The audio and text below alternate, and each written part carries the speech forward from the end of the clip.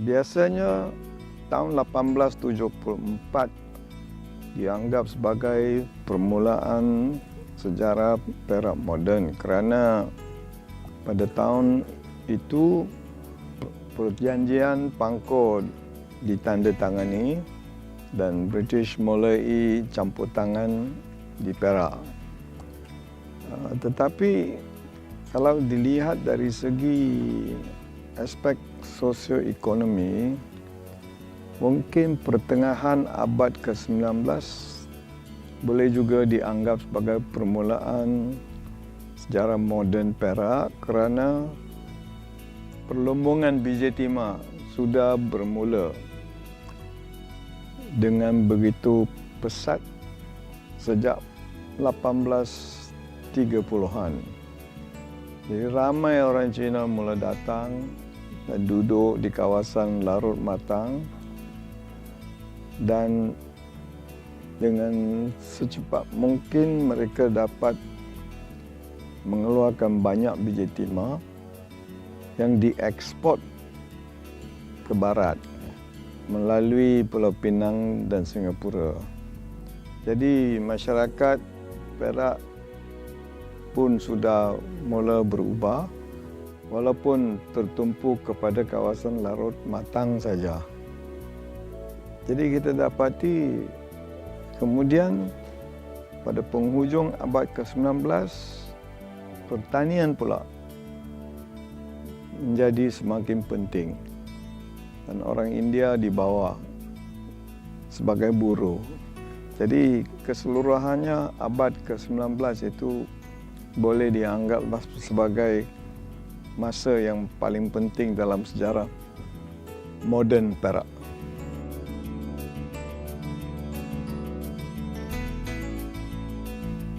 Lebih kurang mulai 1830-an orang Cina sudah mulai menguasai ekonomi Perak kerana biji timah begitu penting.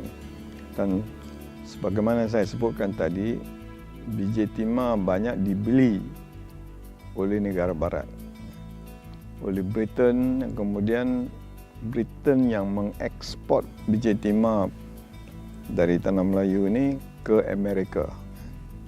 Jadi keadaan macam saya kata bukan hanya berubah kerana ekonomi, tapi masyarakat pun sudah berubah. Ramai orang bukan Melayu tiba dan mereka selalu bergaduh. Sehingga Menteri Larut itu terpaksa membawa askar India untuk mengawal keadaan di situ. Jadi kita dapati orang Melayu sendiri kerana kurang terlibat dalam ekonomi moden itu terpaksa bergantung kepada keadaan semula jadi, iaitu mereka banyak menangkap ikan di sungai dan makan buah-buahan di hutan. Ya. Mereka pun belum lagi menanam padi. Hanya British kemudian yang memulakan tanaman padi, skim tanaman padi di Perak. Ya. Mula-mula di Krian, kemudian di Sungai Manik, di Hili Perak. Dan bila skim menanam padi itu dimulakan, orang Melayu yang tak biasa ya, dengan tanaman padi, dulu orang ingat orang Melayu pada awalnya adalah petani, bukan. Pada zaman dahulu orang Melayu adalah pedagang. Mereka duduk di tepi pantai, bukan di tepi sungai. Ya. Hanya kemudian mereka terpaksa berundur kerana ramai orang luar datang dengan sistem yang baru. Ya.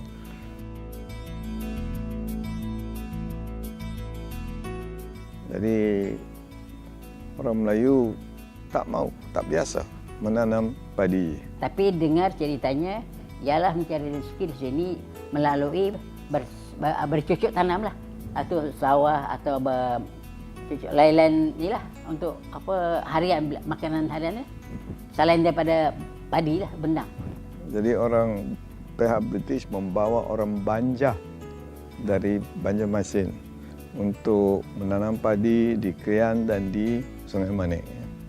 Jadi kita nampak lagi satu kaum baru, dan orang Banjar itu memang sehingga masa Perang Dunia Kedua tidak dianggap oleh pihak British sebagai orang Melayu. Dalam sensus yang dilakukan, orang Melayu dipanggil The Malays. Yang lain yang berasal dari gugusan Kepulauan Melayu itu dipanggil Other Malaysians. Jadi orang Banjar, orang Boyan, orang Rawa, orang Bangka Ulu, itu semua dipanggil Other Malaysians. Itulah keadaan yang telah bermula pada abad ke-19.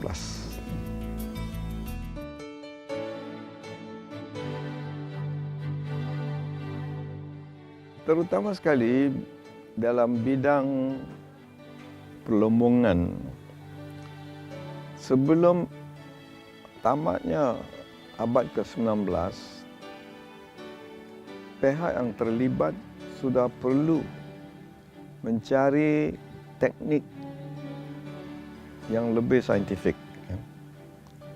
Jadi bila sains diperkenalkan, keadaan memang masyarakat memang berubah, ya. Kerana pihak British, pihak Barat, ya, dapat menggunakan teknik sains yang lebih berkesan mulai lebih kurang 1912. Syarikat Barat sudah dapat melebihi syarikat Cina. Jadi mulai lebih kurang 1912 dengan beransur-ansur pihak Barat yang menguasai perlombongan biji timah. Pihak Barat bukan bererti British. Sebab ramai orang Jerman datang, orang Perancis datang, dan orang Jerman dan Perancis dapat mengalahkan pihak British. Jadi keadaan di Perak memang sangat menarik, dan juga lebih kurang pada penghujung abad ke-19 didapati biji timah di kawasan larut matang semakin kurang.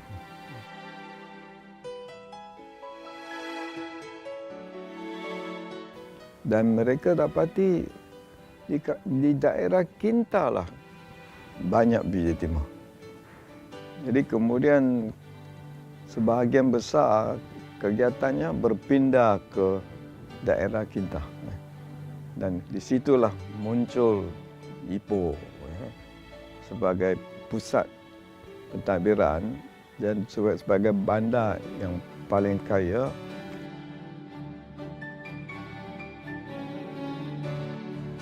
Sebenarnya pernah disebutkan oleh seorang wartawan Amerika pada 1920-an bahawa Ipoh adalah bandar yang paling kaya di seluruh tanah Melayu. Dan juga kita dapati kemudian di Ipoh lah pendaftaran kereta motor yang pertama dilakukan. Oleh sebab itu kita dapati dalam lesen kereta motor, Perak diberi abjad A. Ramai orang tak tahu mengapa Perak dapat A. Kemudian baru Selangor dapat B. Dan sekarang Kuala Lumpur adalah di bawah wilayah persekutuan, diberi W.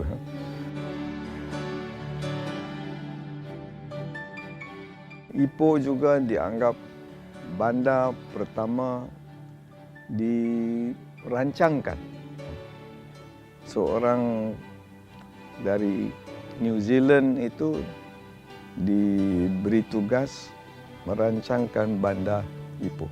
Jadi kalau kita bandingkan bandar Ipoh dengan bandar lain di Semenanjung Tanah Melayu ini, memang bandar Ipoh yang paling kemas kerana dirancangkan.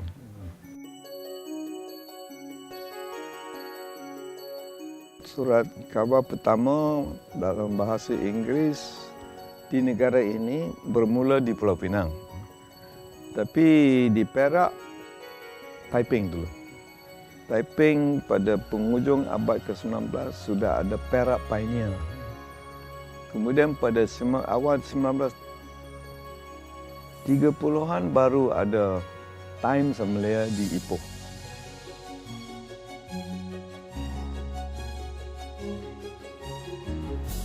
Jalan kereta api yang pertama sepatutnya ada di Johor. Tetapi Johor sudah mula membina jalan kereta api pada 1869. Tapi ada menghadapi masalah. Kemudian Perak yang berjaya dan kereta api dari Port Well ke Taiping bermula perkhidmatan pada 1882. Jadi lebih awal daripada jalan kereta api dari Kuala Lumpur ke Klang.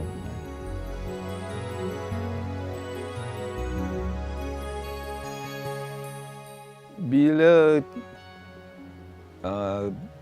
negeri Melayu ini semakin maju, jadi pihak British nampak untuk masa depan perlu ada orang tempatan yang boleh menguasai pentadbiran.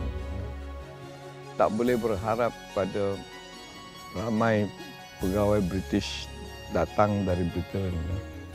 Jadi pertama sekali pihak British mahu memberi latihan kepada anak raja. Kerana dalam masyarakat Melayu, pembesar tu, terutama sekali kerabat diraja, boleh menguasai masyarakat dengan berkesan. Jadi dua orang yang pertama dihantar ke sekolah Inggeris, iaitu Raffles Institution di Singapura, ialah putra Sultan Abdullah, Raja Mansur dan Raja Chulan. Kemudian pihak British juga menggalakkan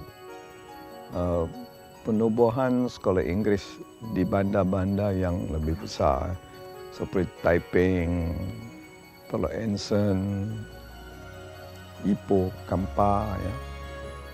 Jadi kita dapati pada penghujung abad ke-19 sudah mula ada sekolah Inggeris. Dan kebanyakan murid di sekolah Inggeris masa awal itu ialah budak Cina. Kerana mereka nampak ya bagaimana pentingnya pelajaran moden. Kerana di China pun sudah bermula. Ya. Orang Melayu tak begitu sanggup belajar di sekolah Inggeris kerana mereka takut di sekolah Inggeris nanti agama Kristian disebarkan. Jadi British menubuhkan sekolah Melayu untuk orang Melayu.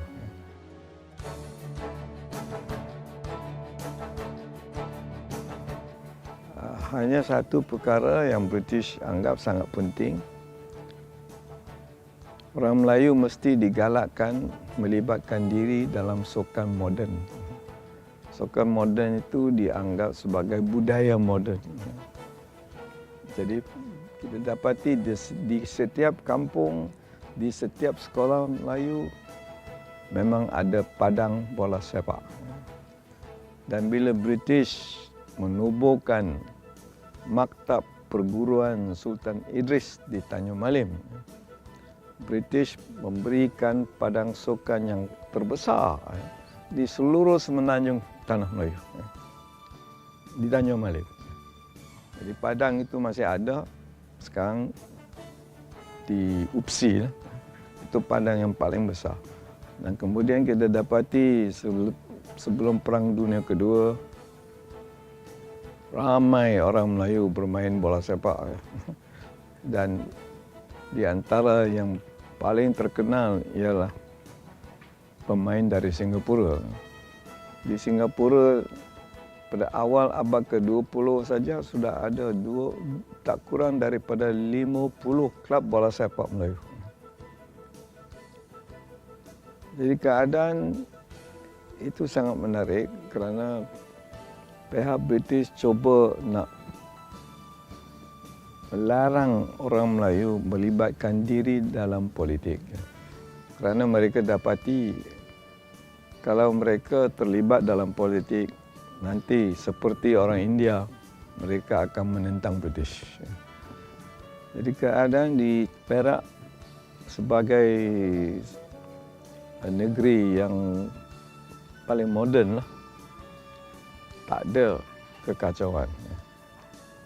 Dan hubungan kaum pun bukan masalah. Sehingga masa tamatnya Perang Dunia Kedua. Jadi apa yang kita dapati ialah sepanjang abad ke-19 dan masuk ke abad yang ke-20 sehingga Perang Dunia Kedua, Perak semakin maju. Walaupun pihak British memilih Kuala Lumpur sebagai pusat pentadbiran, negeri Melayu bersekutu. Tapi sesiapa yang datang melawat tanah Melayu akan memuji Perak. Kampar di Perak sudah menjadi bandar yang keempat besarnya di seluruh tanah Melayu sebelum Perang Dunia Kedua. Tapi sayangnya sejarah negara ini tidak diutamakan, jadi golongan muda tak tahu ini semualah.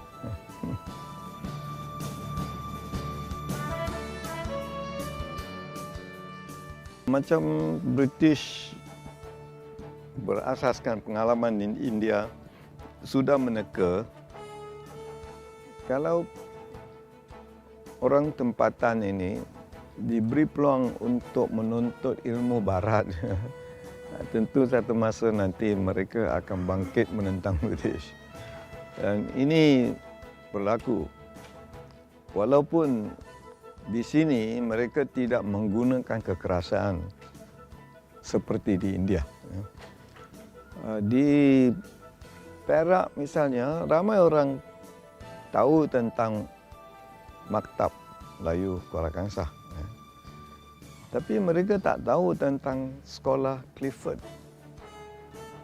yang sebenarnya ada di depan Maktab Melayu Kuala Kangsar. Dan sekolah itu banyak menghasilkan pemuda yang berkebolehan. Di antaranya ialah kemudian Tun Sufyan Hashim. Dan seorang lagi yang sangat terkenal, Raja Tun Moha. Pada tahun 1934, bila pasukan hoki Perak berlawan dengan pasukan hoki Negeri Sembilan, 9 orang pemain Perak adalah murid sekolah Clifford Kuala Kangsar. Dan kemudian sarjana yang pertama dari kerabat diraja yang memenangi apa yang dipanggil Queen Scholarship memang orang Perak juga. Dia itu adalah abang kepada Raja Tun Moha, namanya ialah Raja Zahar bin Raja Badiuzzzaman. Tapi sayangnya beliau meninggal dunia di England masa Perang Dunia Kedua. Jadi sekarang sudah dilupakan. Jadi banyak aspek sejarah Perak ini belum lagi ditulis. Kerana selain daripada Raja Tun Moha, Raja Zaha, Tun Sufyan Hashim, ada juga Aminuddin Baki, Mustafa Al-Bakri. Ini semua yang pernah belajar di sekolah Inggeris dan kemudian menjadi pentadbir yang terkenal.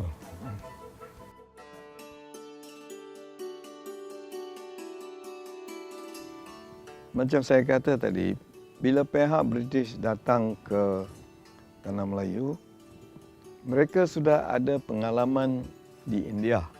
Mereka mula menguasai India pada pertengahan abad ke-19. Dan pada awal abad ke-20 saja, kerana mereka mula-mula memberi peluang kepada orang India untuk belajar bahasa Inggeris dan sebagainya, orang India sudah bangkit menentang pihak British. Itu pun kerana pihak British pernah menubuhkan tentera di India yang menggunakan orang India. Jadi bila mereka datang ke Tanah Melayu, mereka dapati masyarakat Melayu begitu tenang kerana keadaan dapat dikuasai oleh kerabat diraja. Jadi British tidak mahu mengusik keadaan itu. Jadi biar kerabat diraja seterusnya menguasai masyarakat Melayu, tapi pilih di antara mereka yang berkebolehan, memberi peluang kepada mereka untuk belajar bahasa Inggeris dan juga melibatkan diri dalam bidang sukan. Macam saya kata, mereka dapati orang Melayu begitu suka bermain bola sepak. Dan bukan itu saja. Kemudian timbul juga seorang Melayu yang begitu terkenal dalam bidang tinju. Dia pernah berlawan di luar Tanah Melayu, di Australia dan sebagainya. Memang sangat terkenal masa itu. Dia gunakan nama Tiger Aman. Jadi kita dapati dasar British itu yang bertujuan mengekalkan struktur masyarakat Melayu, sistem adat istiadat yang lama itu sangat berjaya. Mereka dari awal lagi pernah mengatakan, we do not want the Malays to be like the Bengali Babu.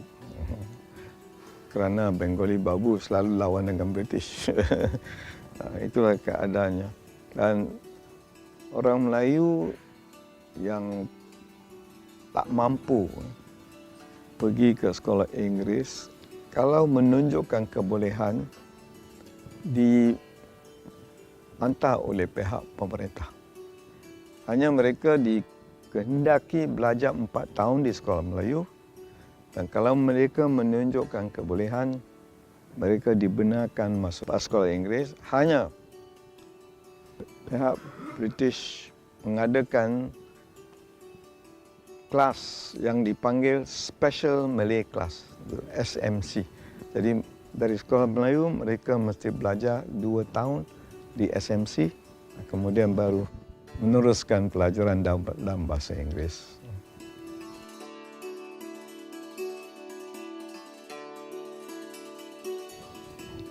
Mengikut tradisi sistem beraja di Tanah Melayu, yang paling penting ialah masa tertubuhnya Kerajaan Melaka.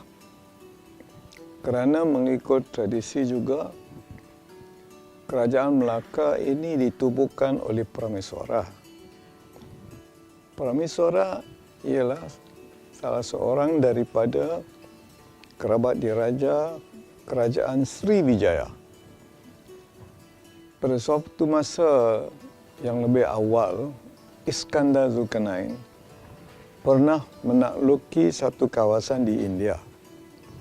dan keturunan Iskandar Zulkarnain kemudian turun ke Sumatera dan menubuhkan kerajaan Sriwijaya. Jadi kerana Parmeswara memang dari kerabat diraja Sriwijaya yang menubuhkan kerajaan Melaka, jadi daulat Melaka itu dikatakan berasal dari Iskandar Zulkarnain. Dan mulai masa itu di semenanjung Tanah Melayu, daulat Melaka itu, iaitu daulat yang berasal dari Iskandar Zulkarnain, diutamakan. Jadi walaupun Kedah memang sudah muncul lebih awal daripada Melaka, pada tahun 1477, Kedah memohon kebenaran menggunakan nobat kerajaan Melaka. Dan kemudian menjelang tahun 1957, bila Tanah Melayu akan menjadi negara bangsa, Tengku Abdul Rahman, Ketua Menteri, memohon kebenaran menggunakan nobat Kedah untuk yang di Pertuan Agong. Jadi nobat yang di Pertuan Agong sekarang ini memang berasal dari Melaka. Dari Melaka lah kemudian yang memainkan peranan menubuhkan kerajaan mula-mula di Perak, kemudian Johor Lama, dan selepas itu Terengganu, Kelantan, Pahang. Hanya Perlis dan Johor masa kini bukan ditubuhkan berasaskan daulat Iskandar Zulkarnain. Perlis ditubuhkan pada 1842 oleh Kerajaan Siam. Dan Johor masa kini pada 1885 menjadi kesultanan bila Queen Victoria menaikkan status Maharaja Abu Bakar kepada Sultan Abu Bakar. Jadi keseluruhannya ada 7 kerajaan di negara ini yang muncul berasaskan daulat Iskandar Zulkarnain. Dan suatu masa dulu ada seorang wartawan Amerika, setelah dia melawat Tanah Melayu ini, pernah menulis buku di mana dia katakan Melaka is the mother of Malaya. Jadi Perak sudah mula pada 1528. Dan sejak masa itu sampai sekarang tidak ada masalah. Walaupun pergaduhan berlaku dari semasa ke semasa, tapi sistem tetap sama. Setiap kali seorang raja mangkat, jadi memang ada waris. Dan waris itu dan daripada waris itu akan dipilih satu orang untuk menjadi sebagai pengganti. Oleh sebab itu dalam masyarakat Melayu masa dulu yang kita sebutkan sebagai sultan sekarang ini disebutkan sebagai Yang di-Pertuan.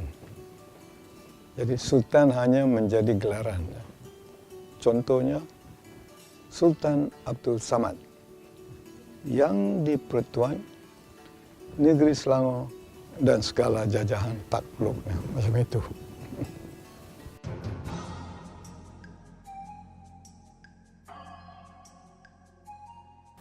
Sistem beraja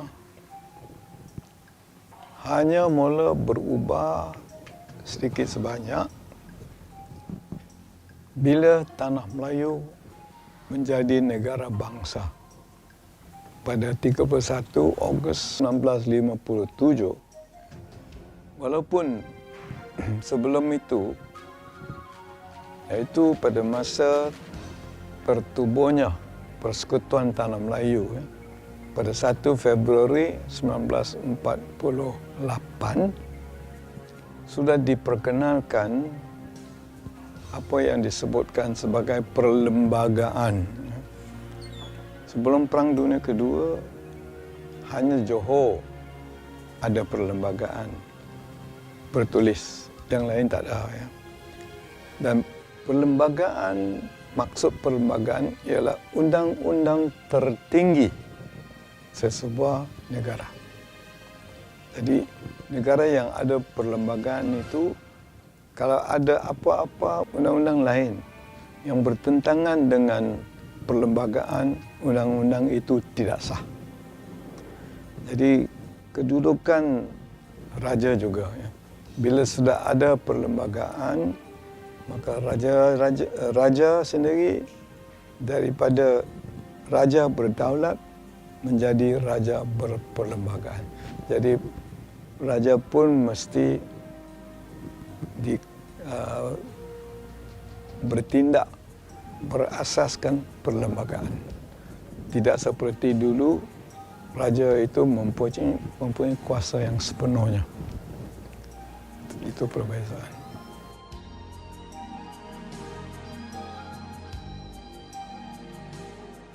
Ini sebenarnya suatu perkara yang banyak dibincangkan sejak sebelum Perang Dunia Kedua lagi. Yang selalu diutamakan ialah apakah bila sudah ada pentadbiran pusat, ya, pentadbiran di setiap negeri itu akan menjadi semakin lemah. Ya. Dan ramai orang di setiap negeri memang tak setuju dengan sistem di mana pemerintahan pusat itu diberi banyak kuasa. Jadi perbahasan berlaku selama sejak 1920-an. Dan walaupun bila Persekutuan Tanah Melayu ditubuhkan pada 1948, ya, tak ada perbahasan. Tetapi bila perlembagaan itu disediakan, memang ada jaminan supaya pihak pusat pemerintahan itu tidak selalunya dapat mengatasi pihak pentadbiran di peringkat negeri. Ya. Jadi perkara itu dibincangkanlah dengan lama dan dengan cara yang menasabah, ya. Mereka tidak banyak bergaduh, ya. Dan akhirnya timbul suatu sistem di mana dua pihak berasa puas hatilah.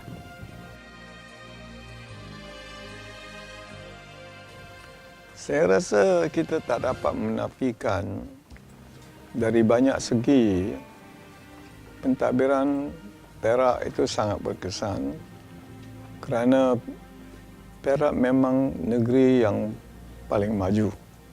Walaupun Kuala Lumpur dipilih sebagai pusat pentadbiran, maka pihak British memberi tumpuan kepada Kuala Lumpur. Ya. Tapi Kuala Lumpur dipilih bukan kerana Kuala Lumpur begitu maju, tapi dari segi geografi. Kuala Lumpur ini berada di tengah di antara Pulau Pinang dengan Singapura. Jadi kerana faktor geografi, Kuala Lumpur dipilih sebagai pusat pentadbiran. Kalau dilihat dari segi kemajuan, tak dapat dinafikan Ipoh lebih maju dan Perak itu memang lebih maju daripada Selangor. Ya. Jadi kalau kita mengkaji sejarah Perak sebelum Perang Dunia Kedua, memang banyak aspek yang positif. Macam dari segi pendidikan pun, walaupun di Selangor ada Victoria Institution, tapi di Perak memang ada lebih banyak sekolah yang maju. Dan masa misalnya apa yang dipanggil Queen Scholarship itu ditawarkan, ramai yang menang Queen Scholarship ini berasal dari Perak juga. Dari segi perkembangan sukan, Perak pun sangat maju. Jadi kita boleh anggap Perak sebagai tempat di mana sistem pentadbiran itu sangat berkesan.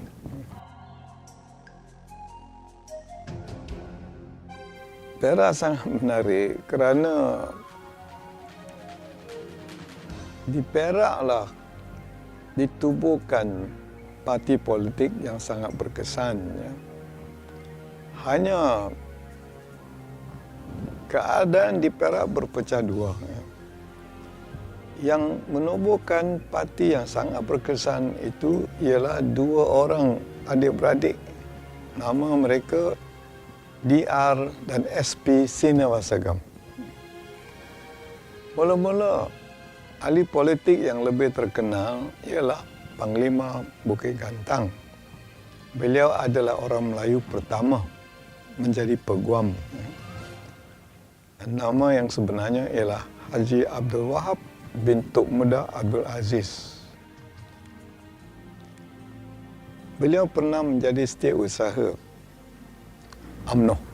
Jadi bila UMNO ditubuhkan pada tahun 46, beliau menjadi setiausaha. Dan bila wakil negara ini mengadakan perundingan dengan pihak British, beliau memang menjadi penasihat kerana beliau pakar dalam bidang undang-undang. Beliau juga rapat dengan Dato' On. Jadi bila Dato' On keluar dari UMNO pada tahun 51, Panglima Bukit Gantang pun ikut Dato' On. Dan bila tubuhkan parti sendiri di Perak, dipanggil National Association of Perak, NAP, untuk menyokong Dato' On. Tetapi kemudian bila Dato' On kurang berjaya dan UMNO lebih berjaya, Panglima Bukit Gantang sendiri sudah tidak begitu berkesan dalam politik, tapi beliau masih memainkan peranan sebagai Presiden Persatuan Bola Sepak Perak. Kerana pada tahun 1957, masa beliau menjadi presiden, buat kali pertama Perak memenangi Piala HMS Melaya. Jadi sangat menarik. Dan politik di Perak itu semasa DR Srinivasagam dan SP Srinivasagam berada, memang nampaknya apa yang dipanggil perikatannya tidak begitu kuat. Selepas dua adik-beradik ini meninggal dunia, barulah perikatan menjadi semakin kuat.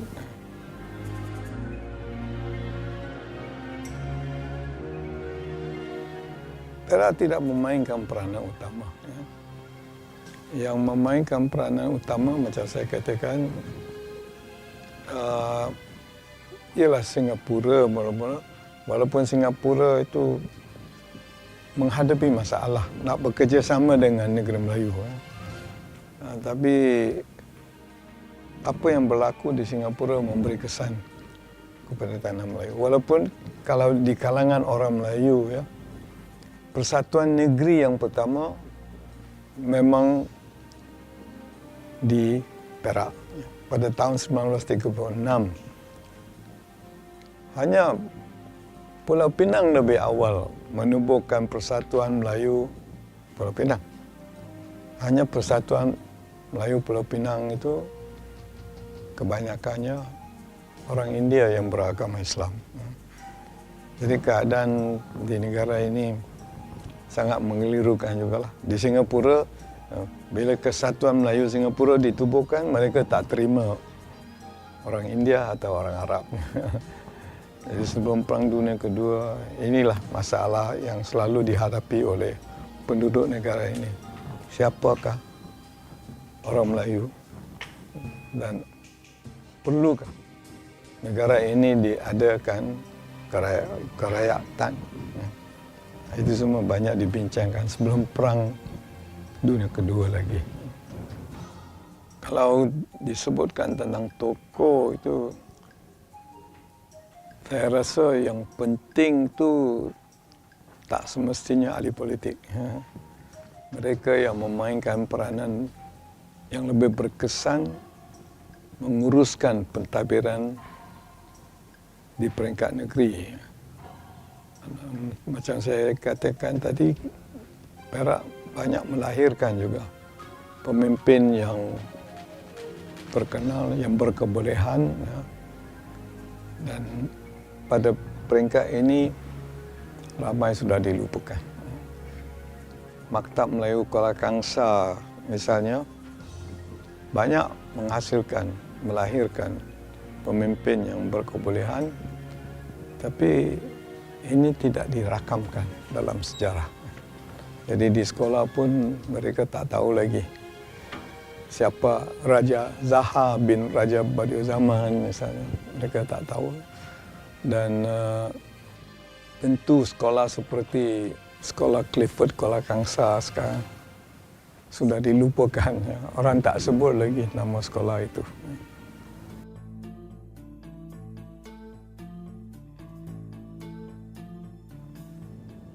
Kalau kita perhatikan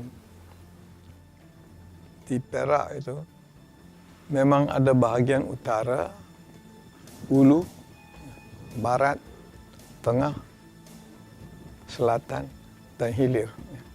Di setiap kawasan ada satu kaum yang lebih ramai. Kalau kita pergi ke Ulu Perak, kita dapati logat Melayu yang biasa digunakan ialah logat Patani.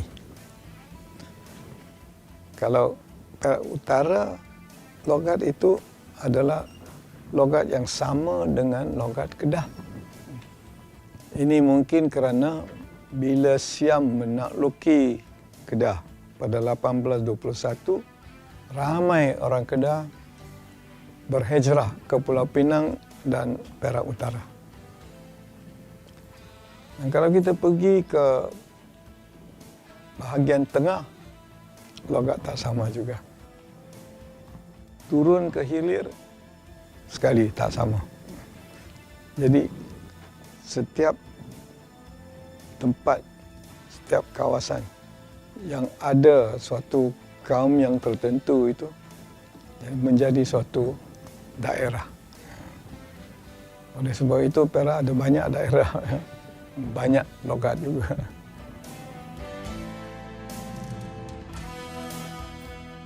Orang Cina juga. Macam orang Cina kebanyakan orang Cina di Ipoh tak sama dengan orang Cina di Teluk Intan.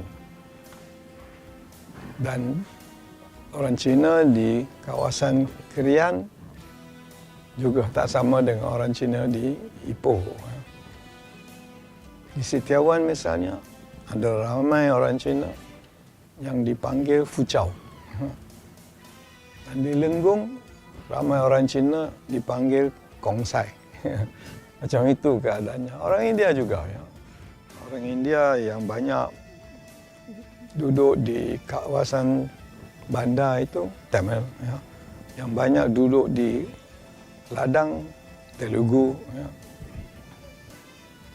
Dan banyak yang berada di bandar sebagai peniaga itu adalah golongan Chettiar. Nah, itulah keganjilan masyarakat Malaysia.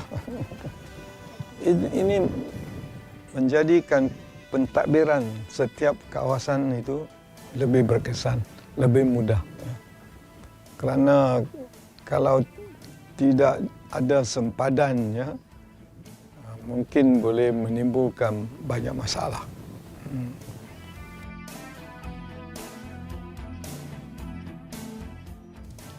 Yang paling penting bagi saya ialah penyelidikan. Sekarang golongan muda tidak menjalankan penyelidikan. Jadi mereka tak tahu apa yang telah berlaku. Dan kita bernasib baik kerana bahan untuk sejarah negara ini banyak. Disimpan bukan hanya di sini tetapi di beberapa tempat di dunia. Di Amsterdam ada, di London ada, ya. Di negara Jerman pun ada, Jepun pun ada, di India pun ada. Tapi nak mencari sarjana muda yang rajin sangat susah. Kalau kita tidak mau membuat kajian berasaskan penyelidikan, tentu kita tak boleh dapat gambaran yang tepat. Dan Perak sebagai negeri yang paling maju di semenanjung Tanah Melayu sudah tentu sejarahnya lebih kaya juga. Tanpa penyelidikan kita tak dapat menentukan bagaimanakah Perak boleh berkembang dengan begitu berjaya.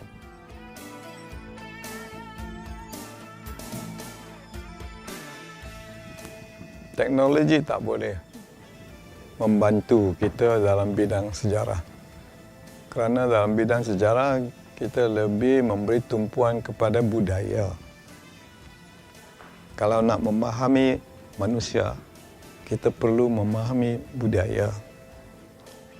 Teknologi boleh diuji di dalam makmal. Budaya tak boleh diuji di dalam makmal. Kita perlukan cara yang lain untuk memahami budaya. Dan sejarah memang suatu cara yang boleh membantu kita memahami budaya satu-satu kaum atau satu-satu masyarakat.